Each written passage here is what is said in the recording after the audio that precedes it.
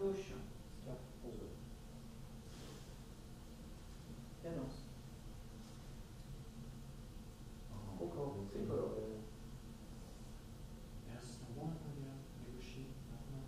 Je rentre. Derrière, Top et top. derrière, éclatement, top. Et je dégauchis maintenant. Place 3 TT. Merlin, j'ai 3 unités, il faudrait que tu coches de une. Bon, oui, top. On va chercher sentier comme un virage. Sentier comme un virage. Garde à gauche. Cadence.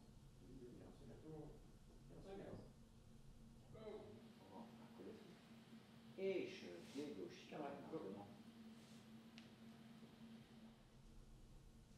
Là c'était top. Formation. Pour du top, mise de haut. La sortie.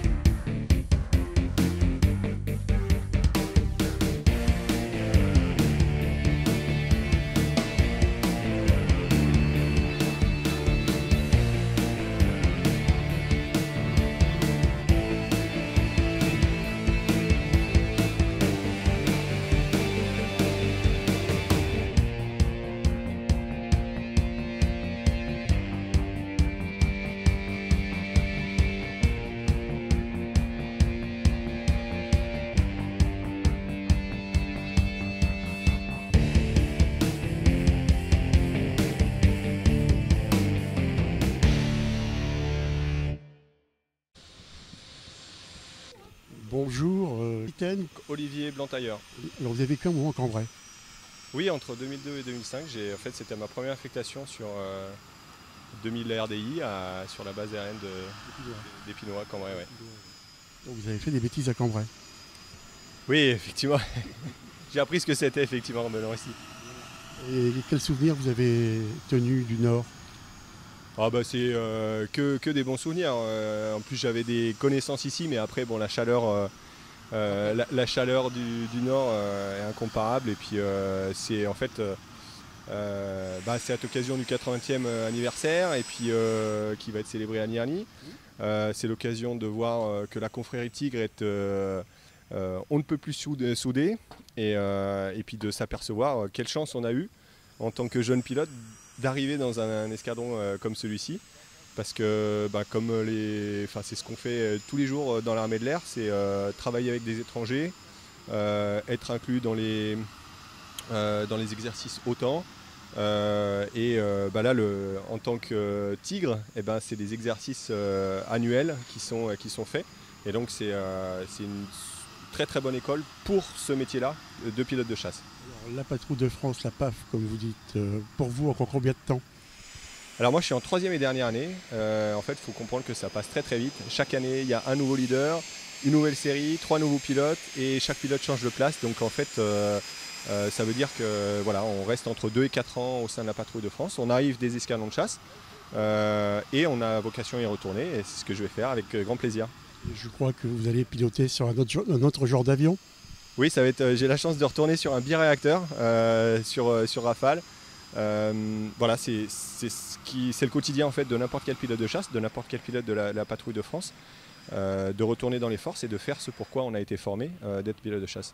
Alors aujourd'hui, vous êtes fier d'avoir appartenu à la patrouille de France, puisque c'est quand même pas dû à tout pilote. Tout pilote ne peut pas faire 3 ans dans la patrouille de France. Vous, qu'est-ce que vous en retenez, les grands moments? Alors, pour revenir sur tout le monde ne peut pas, oui, parce qu'il n'y a que 9 places par an. Après, si c'est la formation, n'importe quel pilote de l'armée de l'air, avec les prérequis qui sont donnés, va pouvoir venir. Après, il y a une sélection parce qu'il n'y a que 9 places, mais il faut bien comprendre que c'est pas une capacité particulière, c'est juste une formation de l'armée de l'air qui donne ça. Et donc, nous sommes ambassadeurs de ce savoir-faire ici. Après, les grands moments, c'est surtout des moments humains. Des rencontres, on a eu des parrains extraordinaires l'année passée qu'on continue à voir, les spationautes Jean-Luc Chrétien et Patrick Baudry. C'est difficile de mettre 3 ans sur table comme ça, mais c'est principalement les gens avec qui on est, les mécaniciens qui nous suivent en permanence, et c'est une équipe de la Patrouille de France, c'est 60 personnes qui vivent une année ensemble, et donc 2 ou 3 ans ensemble. Et c'est surtout ce travail-là qu'il faut noter et qui est représentatif de n'importe quelle unité de l'armée de l'air. Dernièrement, ici au 14 juillet, vous avez l'occasion de voler sur les Champs-Élysées à Paris, et dans une figure un peu spéciale. Oui, c'est une croix de Lorraine. En fait, c'était lors de la libération du général de Gaulle qui avait été mis à l'honneur. C'était un symbole fort qui s'opposait à la croix gammée nazie. Donc il fallait toutes les forces aériennes françaises libres, pas que aériennes, mais toutes les forces françaises libres du général de Gaulle avaient cet emblème de la croix de Lorraine. Et voilà, il y a des décennies la libération de 45, forcément 2015, ça prenait tout son sens. Une croix de Lorraine, on a eu beaucoup de plaisir à mettre 12 avions au-dessus des Champs-Élysées. C'était un vrai plaisir de le faire, et c'était une symbole fort, je pense, de cette année. Oui. Alors, je vais vous poser la question que l'on pose dans le Nord. On dit toujours qu'on pleure 2 fois en venant et en partant. Est-ce que ça vous est arrivé? Oui, alors moi quand je suis arrivé, c'est bien simple, j'ai pas pleuré parce que je savais, j'avais des connaissances ici, et donc je savais où j'allais. Quand je suis reparti, non, moi je comprends évidemment cet adage qui effectivement est vrai, parce qu'on a beaucoup de plaisir à venir ici. Non, c'est toujours un grand plaisir d'être ici, un public hyper chaleureux et des gens vraiment attachés. À Épinois, on le voyait, c'était quotidien une population citoyenne, dans tous les sens du terme que ça implique, qui est vraiment concernée par l'histoire évidemment, et puis concernée par ces armées et par les hommes et les femmes qui forment les armées françaises. Donc vous en gardez un bon souvenir. Ah oui, si c'était pas clair, oui. Voilà. Alors mon capitaine, je vous remercie de nous avoir dédié cette interview au nom de Radio BLC et blctv.fr.